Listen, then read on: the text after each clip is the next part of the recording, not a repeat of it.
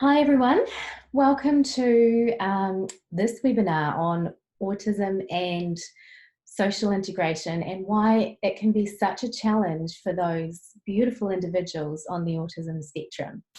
I'd like to say a big welcome to all those who have registered for this webinar.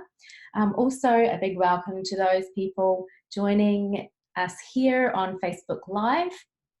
And also welcome to those people who are going to be watching this webinar on demand. Thank you so much for choosing to spend the next hour here with me, and for your interest and your passion in helping those individuals on the autism spectrum, to unlock the beautiful, capabilities that we all know they have. So that we're going to be talking, a lot about the challenges associated with autism, but we cannot lose sight of the beautiful gifts and the beautiful capabilities that we just know that these individuals possess, and we need to help them unlock these. My name is Melanie Curry. I am the Director of Training at Davis Autism International. I'm also the co-founder of the Ron Davis Autism Foundation. This is a not-for-profit organisation which is just in the last stages of being put together. So we're not too far away from launching this foundation, and the aim of this foundation is to make the Davis Autism approach more accessible to all who need it. Just a couple of housekeeping matters. We have 1 hour here together and I've got a lot of information to get through. So what I'm going to be doing is just kind of skimming the surface of what you would get, obviously, in one of our longer workshops, in our 2-day Stepping Stones workshop or our 5 days Davis Life Concepts for Autism workshop. And I know that you will be coming up with lots of questions as we go along. So if you have registered for this webinar, what I'll invite you to do is save your questions, and we'll have a Q&A session at the end just to make sure that we can get through all we need to get through in the next hour. Okay. Before we start, just a really quick piece of background on me. My background is actually as a teacher. I've taught in many countries around the world, both in schools and also in private homeschool settings. And I just have a real vivid recollection of, with every group of children that I worked with, there was always a few that I really just felt I couldn't reach, no matter how hard I tried. So that was always a source of real frustration for me. Until I found the Davis programs. So the Davis programs were just that missing piece that as an educator I needed. Here was something that actually worked for these beautiful children, beautiful students that had neurodiversity. Those children that maybe had dyslexia, ADD, on the autism spectrum. So it didn't take me long to decide that this was the route that I needed to take to make a difference for these individuals. So I trained and became a Davis dyslexia facilitator as well as a Davis dyslexia presenter. And alongside that, I am also obviously a Davis autism facilitator, specialist and presenter. And, my passion is not only working with individuals on the autism spectrum, but also really empowering educators and parents and support people of these beautiful individuals so that they can work effectively with them to help them participate more fully in life. So I'm going to say goodbye to you for now. I'm going to share my screen and put up the presentation. So I'll come back at the end and we'll have questions then. But for now, here we go. So autism and social integration. This is what we're going to be talking about for the next hour. Why is social integration so challenging for those on the autism spectrum? And what can we do to help? Yeah. So as humans, why is it actually important that we need to help these individuals with social integration? So as humans, we live and exist in a world with others. We live in society. We don't live in isolation. So social integration is really important for these individuals to be able to experience the fullness of what this world has to offer.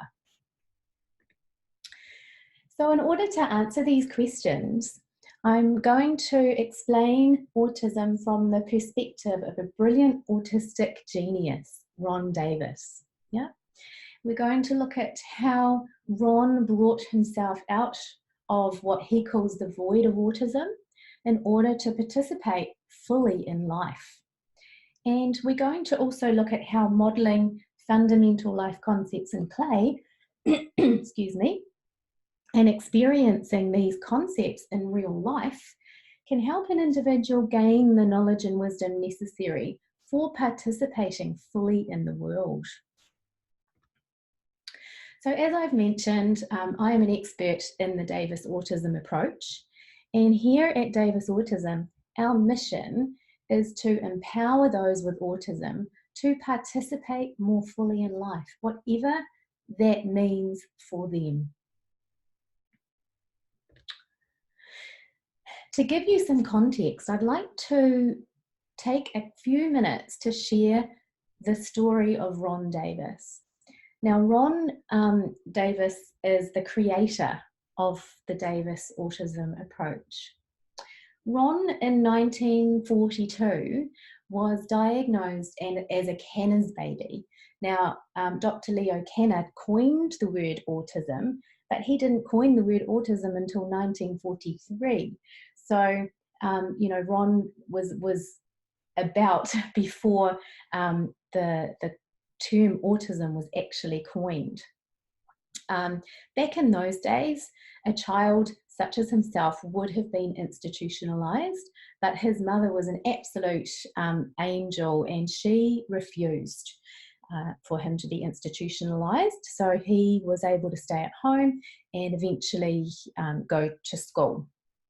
His father, on the other hand, he came home from World War II and was absolutely shocked to find that he had a child who was mentally deficient, and he didn't cope. So unfortunately, Ron has evidence of about 27 broken bones in his body from the beatings that his father gave him. Fortunately, Ron doesn't have an actual memory of most of those beatings, or really of being an autistic child, because up until the age of 9, Ron really has no memory. He, for those first 9 years, existed in what he calls a void. And he says that his sense of the void was not existing as an individual, but as existing as everything and nothing at the same time. And because of that, there was no sense of being an individual. There was no sense of a me. Yep, there was no sense of identity. And without that sense of a me, there was really no basis for memory or for knowledge. Around about the age of 9, somehow he managed to come out of this void. He started to come out, and this is when his kind of spotty form of memory began. He, at this time, was at school, and he hated school. He was made to sit in the corner and face the corner with a handkerchief on his head. And his job was to keep the handkerchief from falling off his head. And that was his job at school every day. What he loved more than anything else in the world, other than his mum, was down in the bottom of his garden, he discovered this beautiful red dirt, red clay.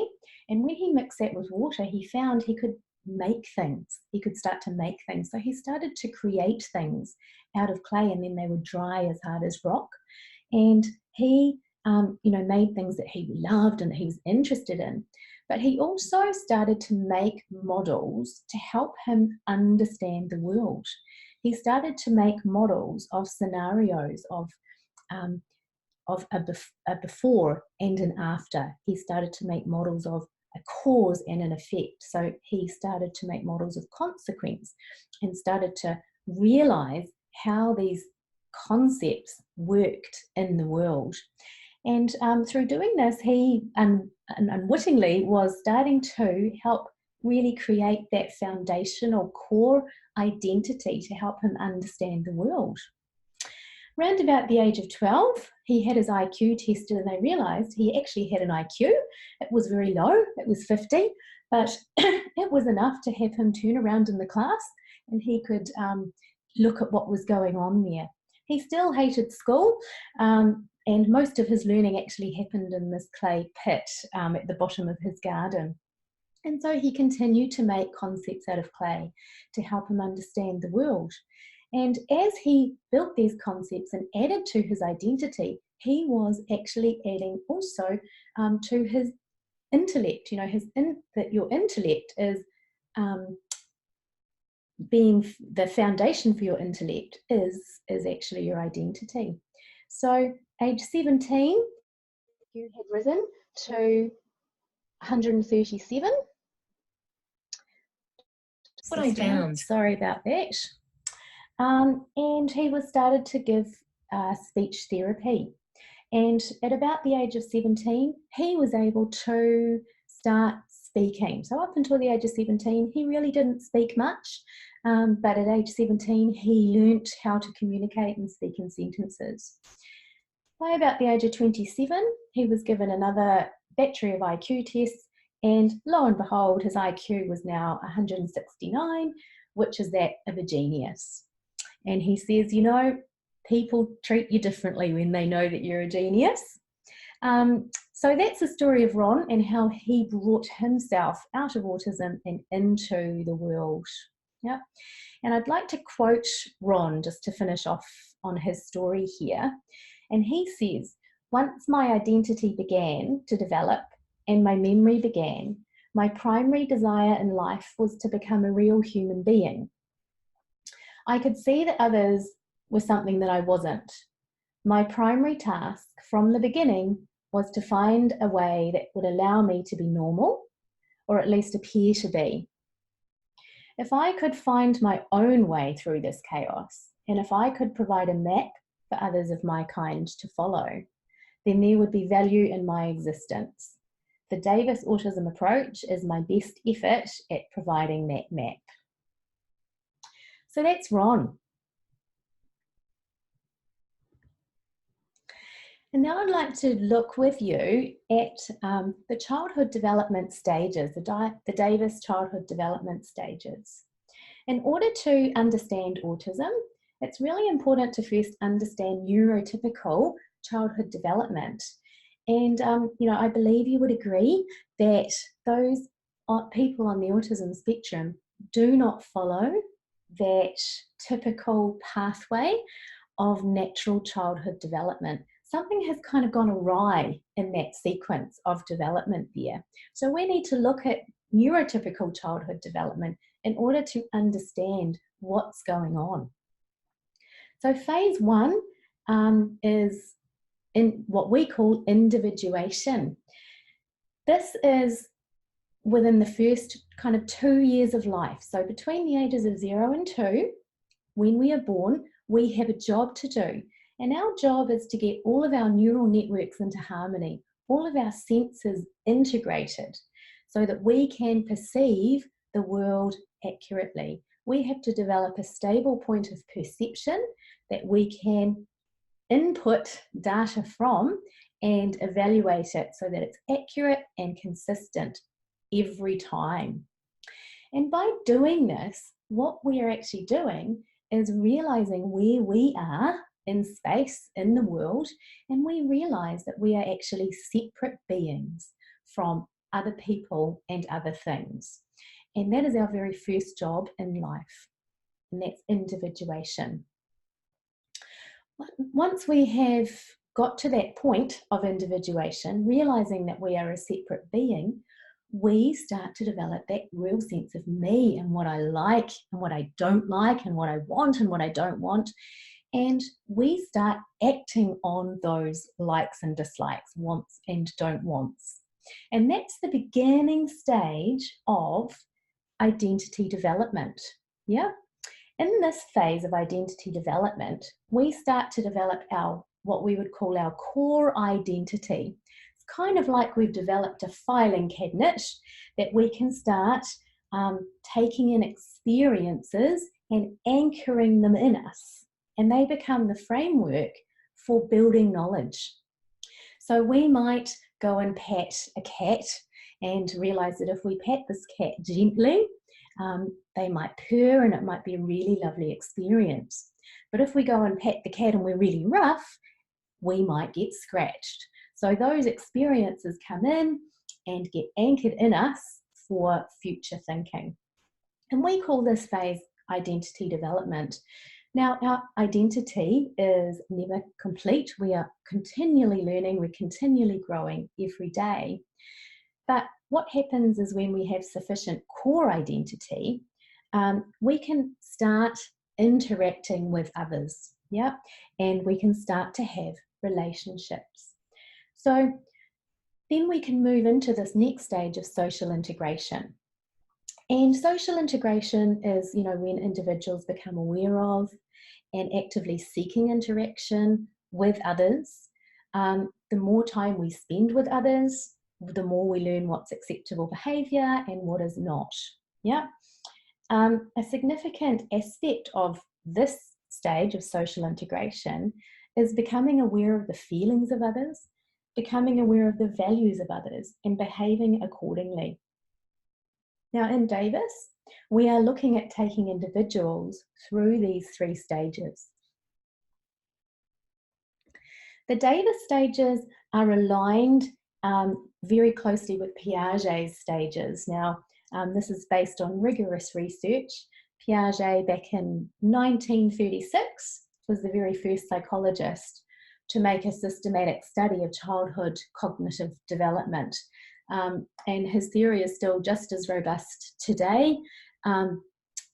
So what he says, Piaget, is that the first stage he calls the sensory motor stage.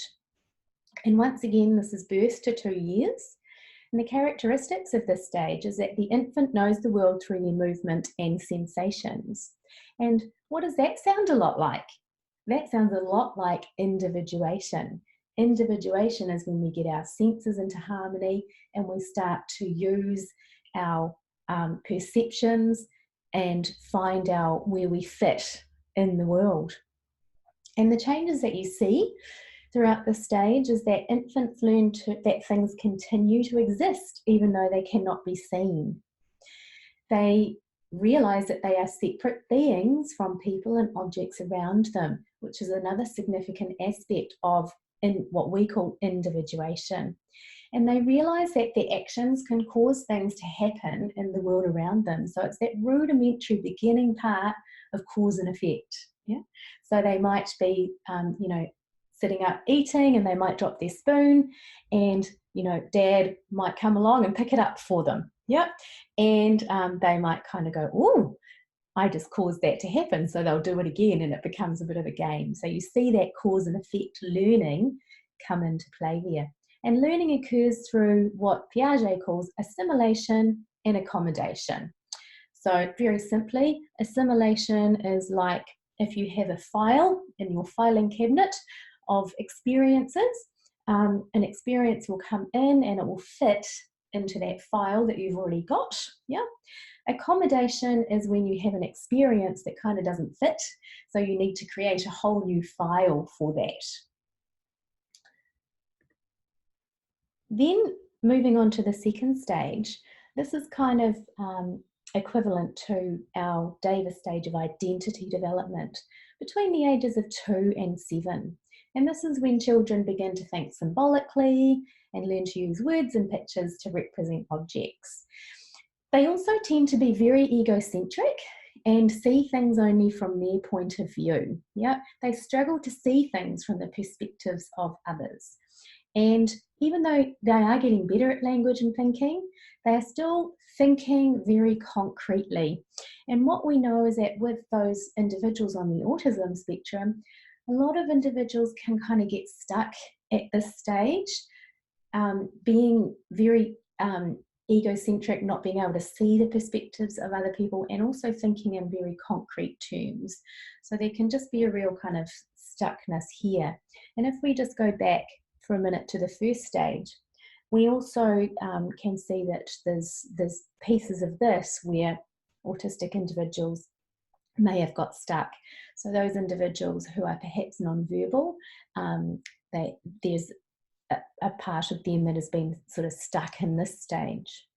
So if we're moving on to the next stage, is the concrete operational stage. And here they're becoming less self-centered now, and they begin to think logically about concrete events. They begin to understand higher level concepts. Their thinking becomes more logical, more organized, but still very concrete. Yeah, they begin to use inductive logical reasoning, and also they begin to use a concept called reversibility. And reversibility is the ability to take a situation and mentally trace backwards to have a look at what caused you to get to that outcome. And once you've got that ability to look backwards, then what you are able to do then is to start predicting, to start thinking, if I do this action, it's going to cause this outcome. And that's a real significant part of being able to positively interact in a social environment. So we have these three stages and they build on each other. They can kind of be thought of like dominoes, yeah? So within each section, there's a whole lot of things that need to happen. And it's like the dominoes need to be lined up. So if all your dominoes are lined up and you tap the first one, what happens? The dominoes just fall naturally. But if there's a domino kind of out of alignment, or if there's one missing, what happens? They get stuck. They stop falling. Yeah. And this is kind of what we know happens with autism. It's the sequence of events that's more important than the age. And that's really good news, because it actually doesn't matter how old you are. What we know is the sequence that a person has to go through in order to be able to get to that social integration stage in a successful way. Yeah. So if an individual has become stuck somewhere in that progression of neurotypical childhood development, we can help out. So what we know is that with autism, there is something that has blocked that continuation of childhood development. The dominoes have stopped falling. Yeah. So it doesn't matter how old you are when you're stuck. If you're 45 years old and there's still that part of you that's stuck, we can actually help unstick you, because we know the sequence that needs to occur, and we know how to do that because Ron, in his beautiful genius state, brought himself through these stages and could participate fully in life. So that's really good news. Now, what we just need to remember here is that to get to the point of social integration, there's a lot of things that have to happen first. Yeah. So if you don't fully individuate, you cannot then move on to develop a sufficient core identity to act as a framework to anchor in new experiences. Yeah. And so in turn, social integration skills don't develop. Those skills that are desired for meaningful relationships don't develop. So let's have a little look in detail about what actually has to happen. So the first thing that has to happen is we have to become an individual. And we know that for a neurotypical child, that happens between the ages of 0 and 2. We have to get all of our senses and perceptions into alignment. We need to see, hear, and move accurately. And Piaget, in his first stage, he talked about becoming separate from others, and that's a really key part of childhood development. And what we find is that many autistic individuals have not yet fully been through this stage. Now, I'd just like to take a little sidestep and talk a little bit more about individuation. And what we're going to do to look at individuation is talk about the different parts of that make us us. Yeah. So we have different parts of us. We have the physical world. So we have a physical body and we connect with each other in the physical world. You and I are connecting in the physical world now, even though it's over the internet. And when we interact with others, we are in the physical world. The physical world is connected very strongly to cause and effect and to time. So cause and effect is consistent in the physical world.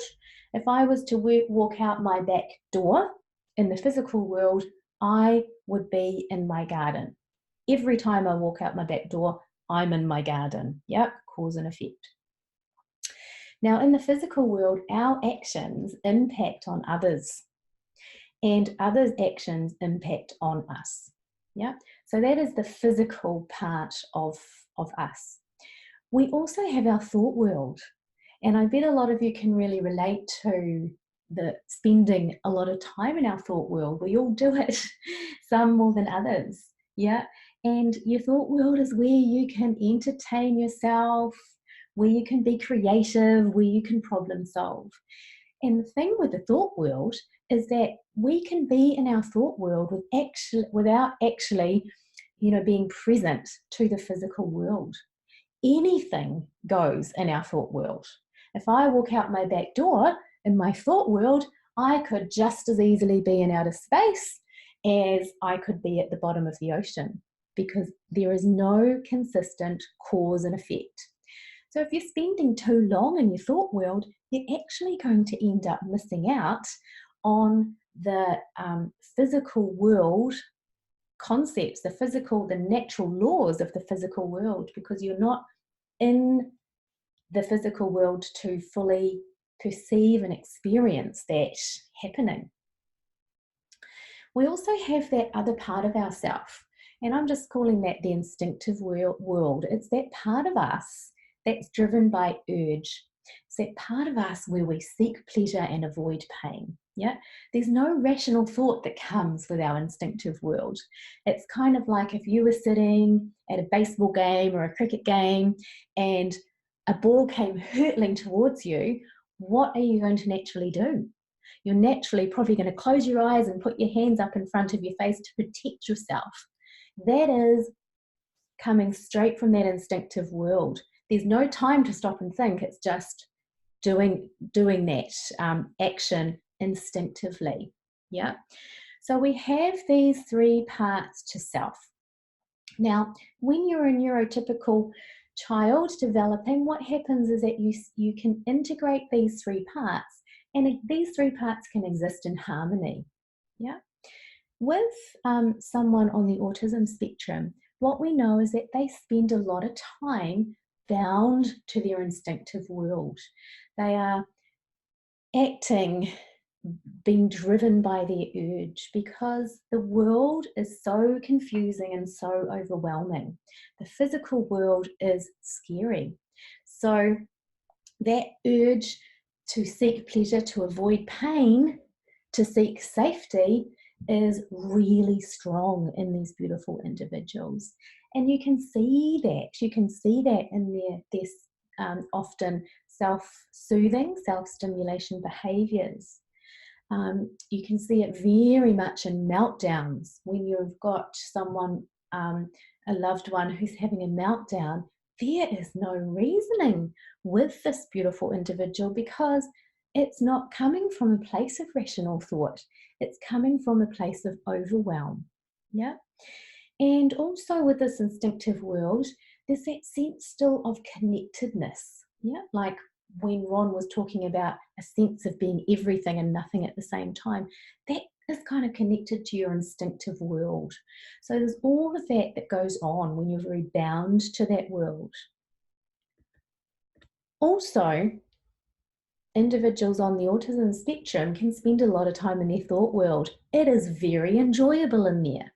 And once again, it's a way of not having to be in the physical world, and that physical world that's really scary. The problem is when you spend too much time in that thought world, you are missing the true facts and conditions of what's going on around you. You're missing fundamental life concepts of change, of cause and effect, of time. And so what we know we need to do to help these individuals integrate these parts of self and individuate is to gently bring them into the physical world, yeah, and support them there so that the physical world is not overwhelming, so that the physical world is not scary, yeah. So the big question is, how do we do that? So what we're wanting to do is help these individuals get to a point where they complete the individuation stage and gain that awareness of self, that real awareness of self as me. Yeah. Now, Ron, in his beautiful state, has created a way of doing this. So what we know is that if individuation does not occur, these stages do not progress. And we, all of us as support people, we really want these individuals to be socially integrated, to have meaningful relationships, to make decisions based, on what's good, bad, right, and wrong. But we can't expect them to be able to get to this point if individuation has not fully occurred, because that means there is not the foundation to build a strong core identity on, which means that's the social integration element does not happen fully. So with individuation, we need to help them become oriented to the world. Yeah, this is going to encourage individuation. To do this, we need to help them gain accurate perception, separate themselves from others, and gain a full sense of self. Yeah, this is going to allow them to start taking in experiences accurately, and this creates the foundation for identity development. If we can help them do this, we can help the dominoes start falling for them. The big question is how? How do we do this? Well, we are really lucky that Ron, in his beautiful genius state, Ron is an engineer and a maths savant, and he spent many, many years researching and developing a very gentle, holistic way to help these individuals with individuation, to help them gain that accurate perception needed to be able to start developing their sense of self.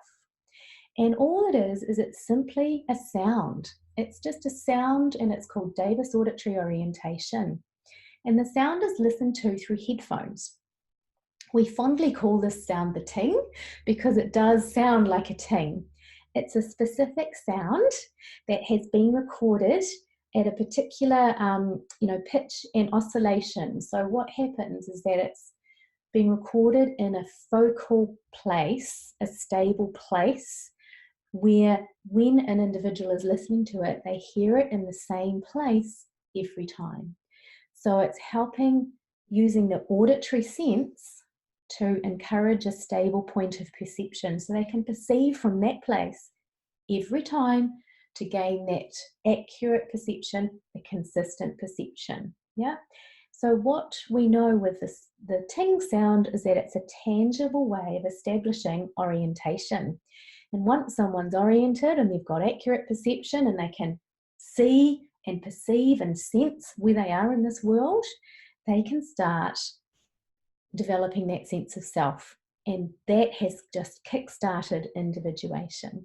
Now, for some individuals, just listening to the ting for a couple of weeks every day is enough. For some individuals, it takes a little bit longer. But the lovely thing about the Davis Auditory Orientation, or the ting, is that individuals listen to it only when they're happy and willing to do so. So we don't force them. If they don't want to listen to it, they don't. But what we find is that individuals on the autism spectrum actually really love the sound. I think personally it's because they can feel what is happening, and they can feel that the sound is actually being of value to them. It's really helping. So that is the first step there. Individuation is actually a two-step process. So we encourage our individuals to listen to the ting every day, every day, every day, until we start seeing some changes happening to indicate individuation has been kick-started and the dominoes are on their way.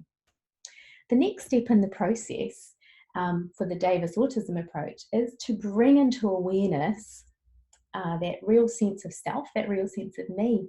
And this is where the clay comes in, the plastilina clay.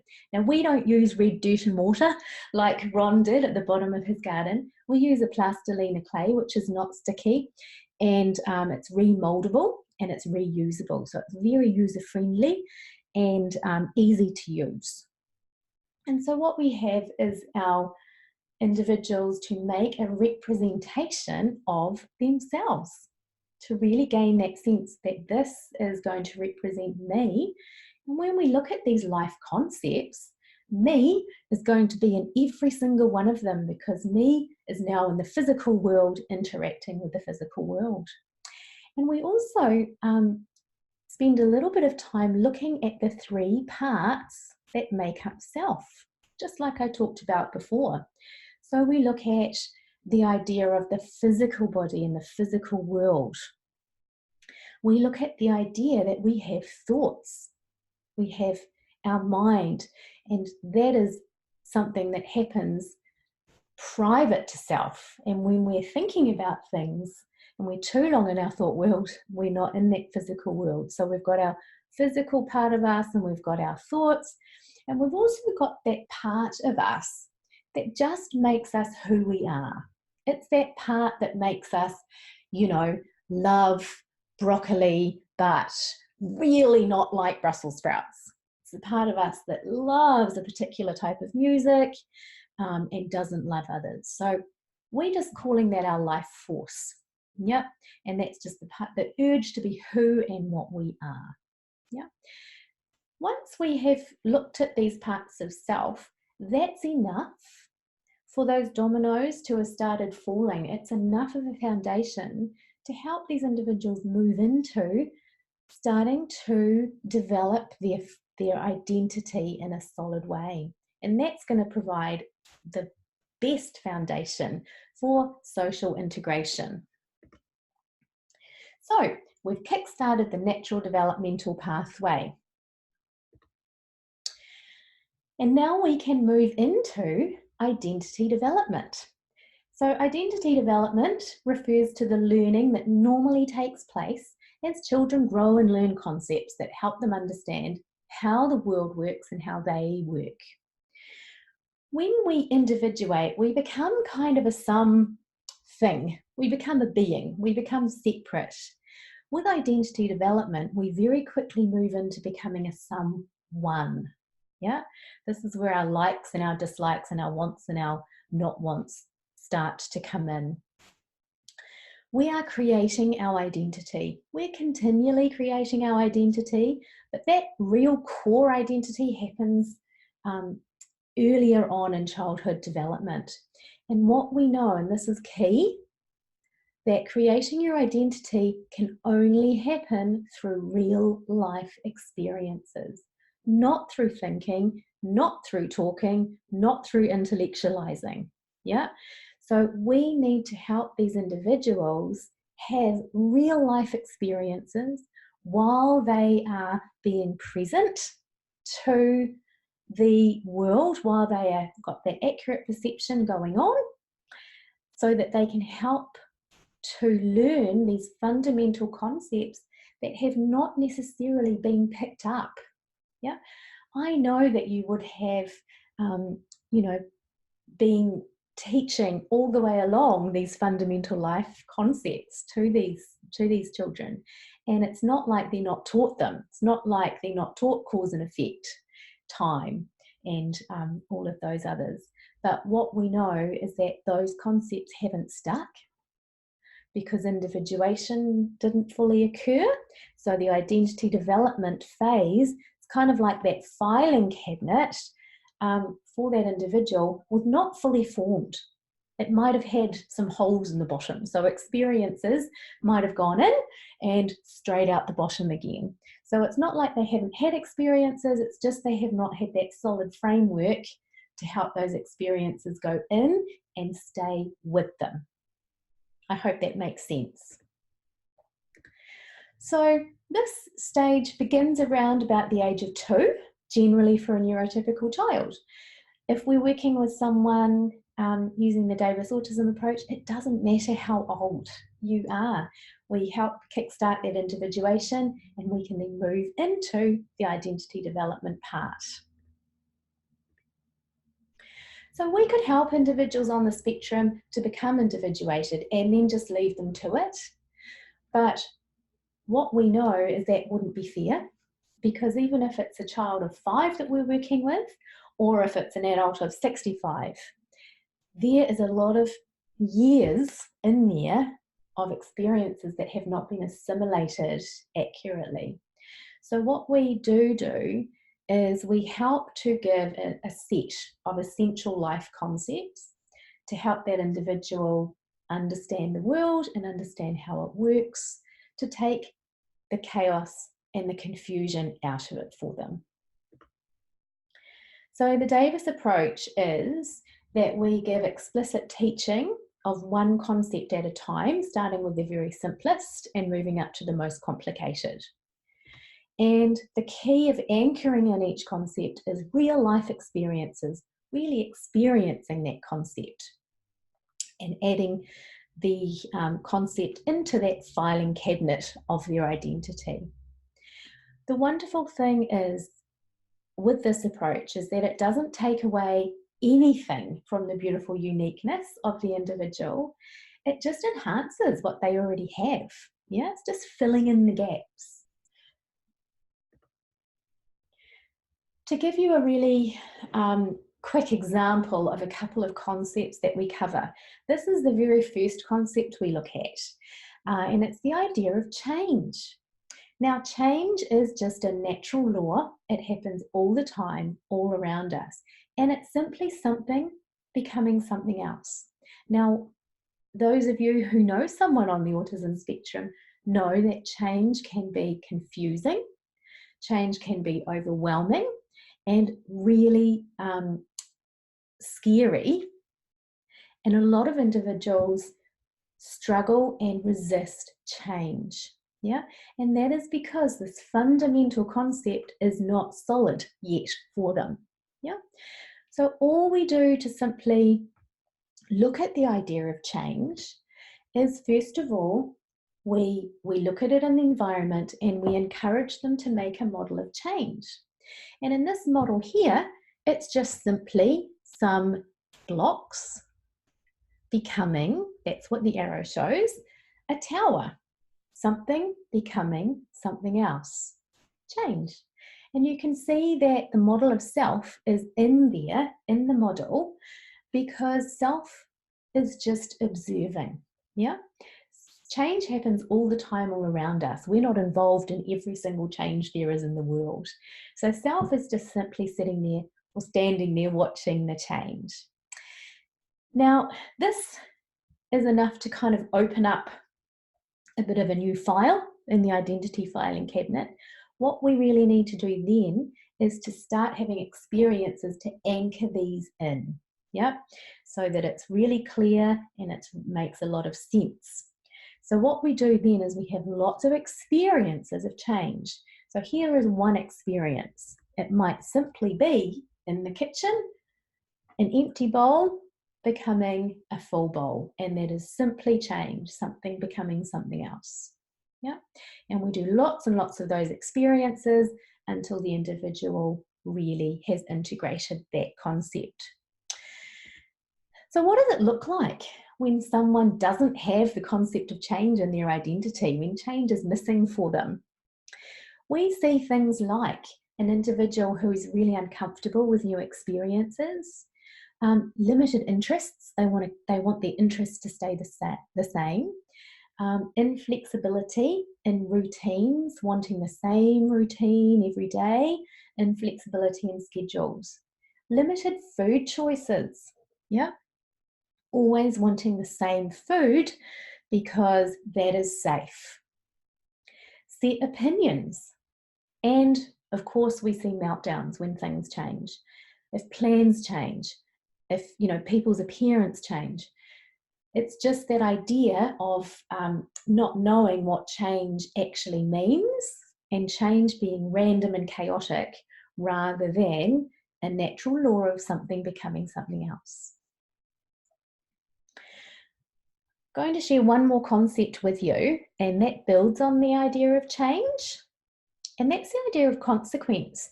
Now, we don't look at consequence as being a negative end result.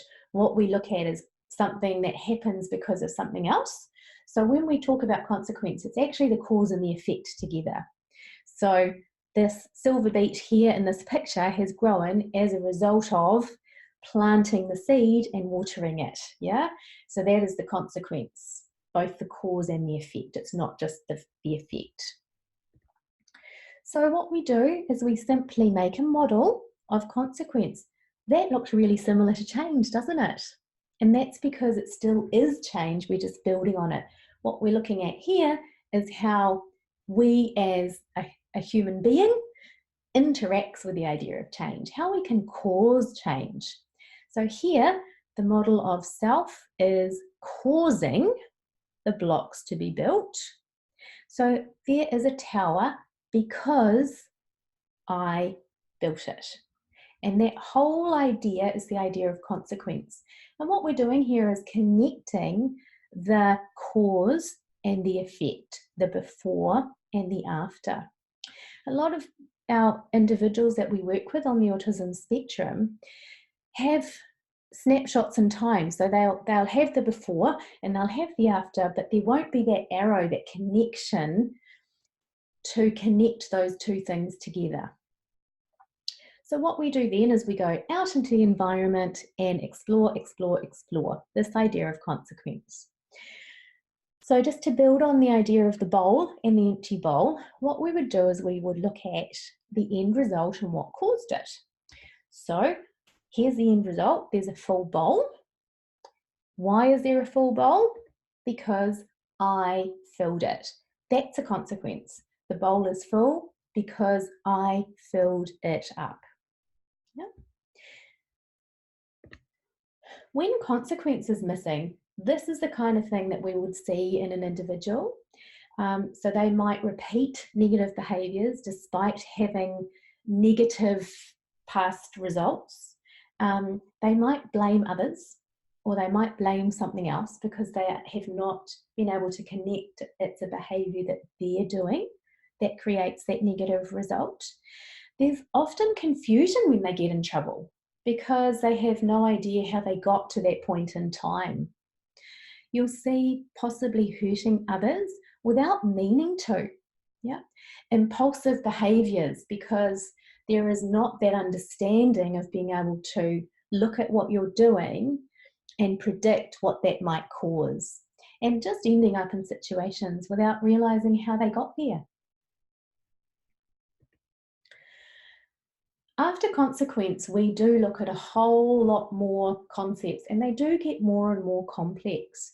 We look at the idea of cause and effect, of before and after, and that lays the foundation for the idea of time, yeah, which is simply the measurement of change. We look at sequence, And there's lots of different types of sequences in the world, so we explore all of those sequences. And we look at the really important idea of order and disorder. And Ron, when he came out of his void of autism, he talks about coming into a world full of chaos. Yeah. And for him to be able to create order in the physical world eliminated the chaos for him. So order is a really important concept to be able to, take control and really understand where things fit into the world. We also look at emotion, and that being self-created energy, and how our self-created energy causes our levels of motivation. Yeah. And we also look at the idea of responsibility. Yeah. Responsibility is simply the ability and the motivation to cause change. So these are some of the key life concepts. I'm going to show you a diagram of all of the concepts that we cover in the identity development part of the program. This looks like a lot, and it probably doesn't mean a whole lot to you, but you can see that there's 3 pyramids there. So we deal with one pyramid at a time, and they're kind of like our base concepts, and then when we move up to the more higher level concepts, they're built on all of those. So there's a lot that gets covered in there, but what it's doing is it's filling in those gaps and giving the individual the ability to create that real strong core identity. And you can see that it's all of the concepts are built on top of that idea of self, yeah, that solid sense of self. And every single concept we look at, the model of self is involved, and then the real self goes out into the real world and experiences these concepts. So just back to these childhood development phases. If someone has not individuated and begun to create enough of a core identity, have they had enough experiences that have gone inaccurately? No. Yeah. And if that's the case, can they then proceed on to social integration? No. As much as we as support people would love them to be at the point of social integration, to be having meaningful relationships, they can't. Now, it's completely understandable as parents, educators, support people, we want them to be social integrated. That's the part that we see is a big challenge. And it's really understandable that we think that we need to help them with their social skills, yeah? We think that having them like memorize certain responses in certain situations is going to be the best approach, yeah? But this is not true social integration. What it is, it's memorization of social responses. So I'll give you an example. We might teach an individual that if someone says hi to them, they say hi back, yeah? And they may learn that, no problem. But then what happens if someone comes along and says, hey, how's it going? Yeah, they don't know what to do with that because greeting others has not been fully integrated into their identity. They don't have that foundation, yeah? What they have is a memorized response. There's no knowingness, there's no understanding of the reason of why they're doing that. But if they've individuated and they've built enough experiences within their core identity, they've taken hold of that as knowledge, they can draw on that knowledge to respond appropriately to the person's body language, to their voice tone, to the words they're using and things like that, and figure out, hey, this person's saying hi to me, I can say hi back. I hope that makes sense. So social integration, this is the part, we think that we know is the challenge, but there's quite a lot of work to be able to get to that point, yeah? If I haven't individuated, I haven't developed a core identity solid enough to store experiences. It's kind of like pouring water into a colander and wondering why it won't fill up, yeah? So once someone's been able to develop a solid core identity,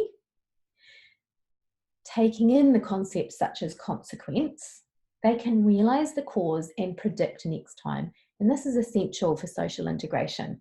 I'll give you an example. A little girl walks into the room, sees someone playing with her favorite toy, so she snatches it. And the other child starts crying. Yep. If that little girl has the concept of consequence in her identity, she will be able to take a look at what's happening and figure out why. She will be able to say, oh, that little girl's crying because I snatched her toy. Yeah. So next time she's in a similar situation, she can predict, if I snatch this off someone, they're going to be unhappy. Yeah. So social integration is really built on being able to pull from your previous experiences, yeah, and be able to predict. So if we look at the idea of social imagination, yeah, it's being able to walk into a room and kind of figure out what's going on. Oh, those two are talking. I wonder what's going on here. Is it appropriate for me to go up to them and join in the group, join in the conversation? Social interaction, yeah. How close can I get into someone's space? What is this person's personal space? And social communication, what are the words that I use? Yeah, the body language I can use to convey accurately and appropriately to someone.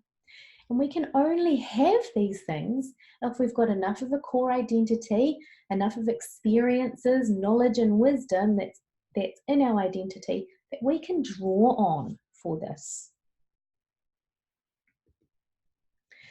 So the social integration part of the Davis Autism program is when we look at the idea of another and we look at the idea of others. And then what we do is we look at there are different types of relationships that we can have with people. And it depends, we have a certain type of relationship that we have with all others, and that's kind of based around rules. And then at the other end of the spectrum, we have relationships just with one other, and this is the relationship that we have kind of the most forgiveness and the most, we can be the most of ourselves in, and that's more based on trust. So we look at those different types of relationships just really to give them another file that they can have in their identity and to start understanding what, positive relationships can be. All right, I can see we're just about out of time. So just finally, I wanted to share with you, if you wanted to know more about the Davis Autism approach in terms of helping these individuals through these stages in order to be able to get to social integration, we have some workshops that are available all around the world. Firstly, there's the Davis Life Concepts for Autism workshop. This is a 5-day workshop. It's for educators, parents, therapists, support people of individuals over the age of 8. It's also a really good workshop for individuals who are on the autism spectrum themselves as adults, if they wanted to come along as kind of like a self, for self. In the workshop, you get all of the training and materials needed to go take someone through this program. Yeah. I am going to be presenting a workshop in Christchurch, New Zealand on the 16th to the 20th of September. I'm also going to be co-presenting with my colleague from the UK in Chennai, India, and that's on the 6th till the 10th of December. So you can find out more about those at this website, davisautism.com/events, or you can always email me too to find out a bit more about that.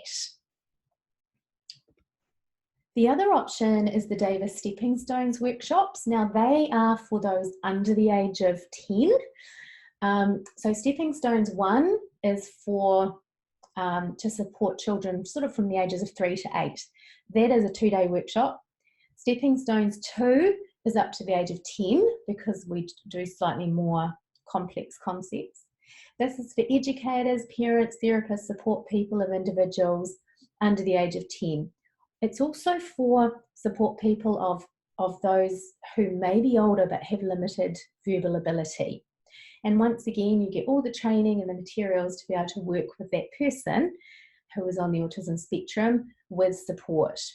Now, generally the Stepping Stones 1 and the Stepping Stones 2 workshops, they get presented at different times, but as a one-off in Chennai in India, because I'm going to be there with my colleague, we're actually going to combine Stepping Stones 1 and 2.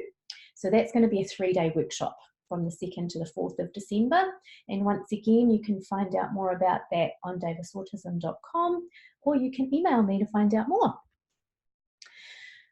Please feel free to contact me. My email address is mel@davisautisminternational.com. If you feel like you'd like to watch the webinar again, if you missed out anything and want to have a re-listen, I am going to be posting the replay link on the Davis Autism International Facebook page. And I welcome any questions now. I realise that I've gone 1 minute over time, but I am really happy to stay for the next 5 to 10 minutes to answer any pressing questions. If you do have more questions and you don't get them answered, please do email me, or you can message us on the Davis Autism International Facebook page, or I have a personal page called Optimum Learning on Facebook too. You can message me there. So what I'm going to do now is I'm going to stop sharing my screen and come back to, here we go. So if anyone has any questions, please feel free to raise your hands.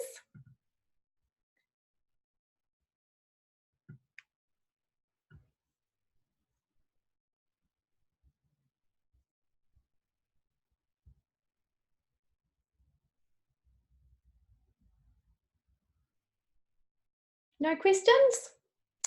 All right. Well, thank you very much for sharing your time with me today. It's been a real pleasure. You take care and please get in touch if you need anything. See you later.